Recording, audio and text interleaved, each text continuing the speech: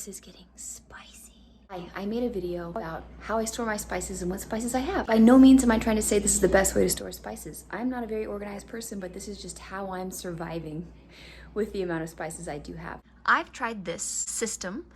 The trouble is, a lot of times I can't fit an entire jar into one of these. I also now don't know the expiration date. Of course, if you just smell a spice, apparently it's still fine. Also, through several uses, it gets in between. I can't even pull it off. It's really hard to twist open because there's paprika in between the lid and the container itself. So that's annoying. So I'm definitely not a fan of these so much. They all used to be lined up perfectly, but they slide over time, depending on how full they are. They were in alphabetical order. So I don't really love this system because it's just hard to get some of the lids open. If they were easier to get open and they didn't slide around so much, I would probably like it a whole lot more than I do. Then I've got some overflow spices here. My husband hung these racks on the side of the pantry for me to add a lot of my Penzeys spices. Penzeys has fun things like orange peel, different kinds of basils, Hungarian paprika. They have blends, like Mural of Flavor is a pretty popular blend. This is lemon peel. I wonder if you could use that in place of lemon zest. I wonder if I could have used that in the hummus that I made when I was looking for lemon juice. Then on this second shelf here, I have my taco seasoning blend that I make myself. My master blend of paprika, onion powder, and garlic powder. This one is Paula Deen's house blend, which is salt, pepper, and garlic powder. Florida seasoned pepper, coarsely ground pepper. This you put on fruit. It's kind of spicy, so it's not my jam. Some whole pieces of ginger and some vanilla bean.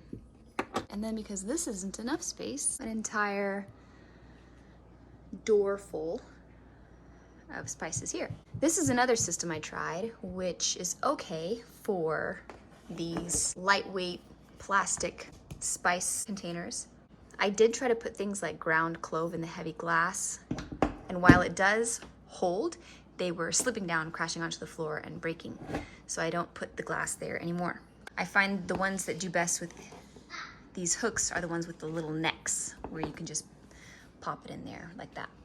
And that's why it's not totally full, because it was full at one point of the glass and they just kept sliding everywhere. Probably my favorite way to store them, and what I wish I would have done, I would repurchase these scroll, this is saffron, these scroll spice racks, and I would put them up above here, and I would replace this entire situation with them also, because they're wide, surprisingly wide enough to fit a lot of the bigger spices. This is a large garlic powder, fits in there also.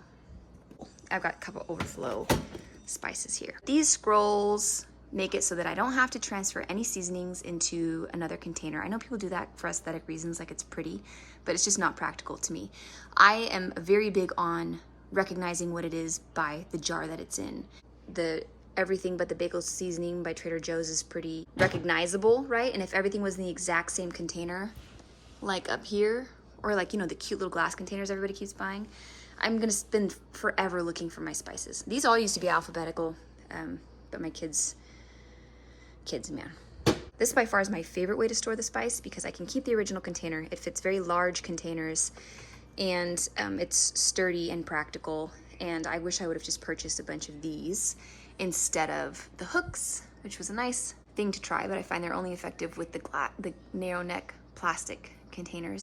I wish I didn't purchase a bunch of those just because they are really hard to twist open after you've used them a few times, and they slide down the magnetic sheet behind it.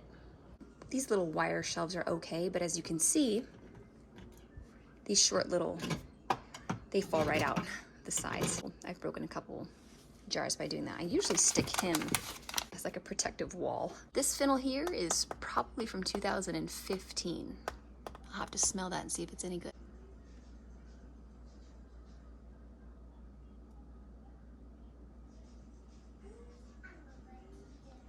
I have here some bay leaves. I've got nutmeg seeds here. You just run these along a lemon zester, and it gives you freshly ground nutmeg. There's a lace coating over the seed that you can grind off also, and that seasoning is called mace. And that used to be in here, but I've used it all up because mace is one of my favorite seasonings. It falls in the same category as like cardamom, cinnamon, nutmeg, and it's, oh my gosh, it's just so good. I love ground mace. But these nutmeg seeds have been stripped of that, obviously. And then I have some seafood rub that I made when I make some Mediterranean. I bake some kale in the oven, and it's so delicious. I'll share this in the description. It's so good. The recipe for that. I have some cinnamon sticks and some more cinnamon sticks, a random nutmeg seed, and a couple broken bay leaves in here. If you have any questions as to what I've got inside this here